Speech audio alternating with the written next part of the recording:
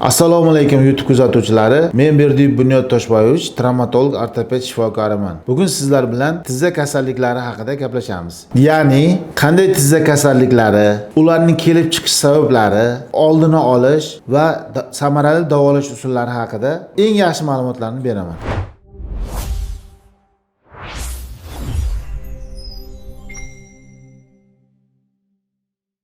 Qanday tizza kasalliklari bor? Artrit, sinovit, osteoartroz, gonartroz kasalliklari. Bu kasalliklar qanday kelib chiqadi? Misol uchun artrit yoki sinovit kasalligini oladigan bo'lsak, bu autoimmun kasalliklar yoki infeksion kasalliklarning fonida tizza bo'g'imi sohasida kelib chiqadigan jarayon. Bu ko'pincha yosh bolalarda va o'smirlarda ham kuzatiladigan holat hisoblanadi. Osteoartroz bu travmadan keyingi tizza bo'g'imi sohasidagi to'y qismini yemirilishi yoki bironta gormonal narusheniya hisobiga yoki bo'g'imdagi ortiqcha nagruzka ko'proq yuklama tushadigan holatda bo'lganda tizza bo'g'imidagi to'y qismini yemirilishi bilan birga yallig'lanishi bilan birga kechadigan jarayonga bu osteoartroz kasalligi deb ataladi. Gonartroz kasalligi tizza bo'g'imi qotishi bilan kechadigan osteoartroz, ya'ni tizza bo'g'imidagi to'y qismi yemirilishi bilan birgalikda kechadigan jarayon hisoblanadi. Bu tizza bo'g'imida kontraktura kuzatiladi. Bo'g'im harakati cheklanadi. Ba'zi adabiyotlarda tizza bo'g'imi kasalliklari gonartroz ham deb keltirilgan. Endi bu kasalliklarning klinik belgilari haqida gaplashamiz. Artrit yoki sinovit kasalliklarida bo'g'imda tizzada shish bilan birgalikda kuzatiladi. Agar ikkilamchi kasallik, ya'ni asosiy kasallik infeksion kasallik bo'lib turib, keyin bo'g'im sohasida og'riqlar bo'lsa, mahalliy temperatura bo'ladi, qizarishlar bilan birgalikda kechadi va kuchli og'riq bilan birgalikda kuzatiladi. Osteoartrozda bo'g'im sohasidagi tog'ay qismining yemirilishi, yirtilishi bilan birgalikda kechadi. Paylardagi bo'g'im paylaridagi tog'ay qismlaridagi yallig'lanish kasalligi, bo'g'im xaltachasining yallig'lanishi, sinovial suyuqlikni qurishi bilan birgalikda kechadigan jarayon hisoblanadi.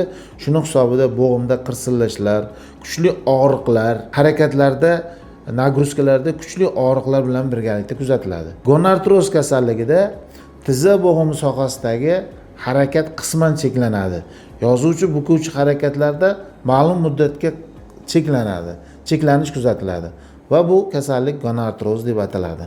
Endi bu kasalliklarni oldini olish uchun nimalar qilish kerak? Birinchi o'rinda ortiqcha vazn bo'lish kerak emas. Doim o'z sog'lig'ingiz haqida qayg'urishingiz, ya'ni to'g'ri ovqatlanish, to'g'ri badan tarbiya mashqlari bilan shug'ullanishingiz kerak bo'ladi.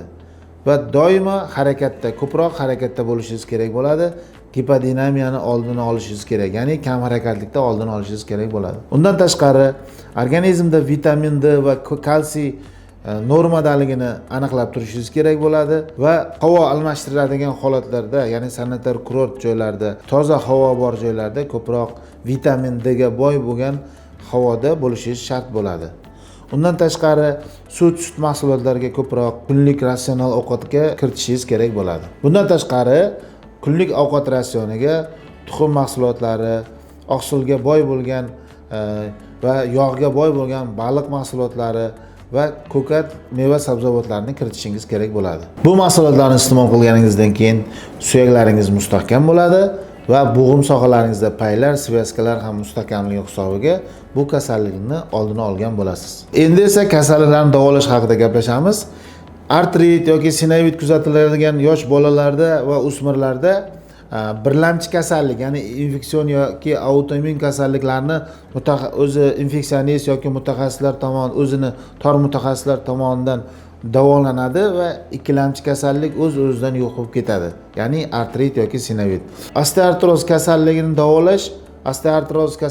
davolashga esa ortopedga murojaat qilasiz. Ortoped sizni MRT tekshiruvlariga buyuradi va MRT xulosasiga ko'ra bo'g'imda birlamchi jarayon, ya'ni birinchi, ikkinchi daraja kuzatiladigan bo'lsa, sizga konservativ davo muolajalari, kerak bo'lsa fizioterapiya muolajalari buyuradi va shunga ko'ra fizioterapiya muolajalaridan keyin ortoped nazoratida bo'lasiz. Kalsiy preparatlari, xondroprotektorlar, yallig'lanishga qarshi davo muolajalari va kerak bo'ladigan bo'lsa, o'sha o'zini yengil gimnastikalar boshqalari bilan birgalikda bo'g'imdagi kasallikni davolash mumkin. Agarda osteoartroz kasalligida bo'g'imda 3 yoki 4 daraja kasalliklari kuzatiladigan bo'lsa, Bunda bo'g'im sohasiga qilinadigan gialuronoviy kislotalar yoki bo'g'imdagi holatga qarab tog'ay qismida o'zgarishlar, yirtilishlar yoki o'sha joyda og'riqlar bo'ladigan bo'lsa, unga artroskopiy jarrohlik amaliyotlari tavsiyasi buyuriladi. Agarda bo'g'imda yallig'lanish bilan birgalikda kechadigan jarayon bo'lib turib, u yerda qanaqadir yot kistalar yoki bironta xavfli o'smalar kuzatilmaydigan bo'lsa, hozirgi vaqtda PRP terapiya ham juda katta foyda beryapti. Bu ya'ni plazma terapiya, o'z qonidan olib, sentrifugaga qo'yilib, o'sha plazma qismini ajratib olib, bo'g'imga yuborilyapti. Bu 5 martagacha qilinadi. Bu ham juda yaxshi effekt beryapti. Agar darajasi 3-4-daraja bo'lsa, ya'ni bu kasallik gonartroz deb ataladi. Gonartrozda bo'g'im qochishi bilan kuzatiladi va to'liq 180 gradusga ochilmaydi bo'g'im. Bu holatda 160, 165, 170 gradusda bo'ladigan bo'lsa, bu holatda oqsoqlanib yurish, o'sha tomonda doimiy og'riqlar, ikkilamchi skoliozlar, dumg'aza, bel sohalarida kuzatilib borsa, bunda albatta tizza bo'g'imini sun'iy protezlar bilan, ya'niki total endoprotezlash amaliyotini bajarish kerak bo'ladi. Shuning uchun kasalliklarni birinchi o'rinda oldini olish, kelib chiqish sabablarini davolash ortoped nazoratida bo'ladigan bo'lsa, og'ir darajalariga kasallikning oldini olinadi va sizga yengil va sog'lom tizza bo'g'im hayotini ta'minlab beramiz. Agar sizda yoki yaqinlaringizda tizza og'rig'i bilan muammolar kuzatilayotgan bo'lsa, Ibrat Med klinikasi 24/7 ish faoliyatini olib boradi. Bemalol tashrif buyursangiz, muammongizga birgalikda yechim beramiz.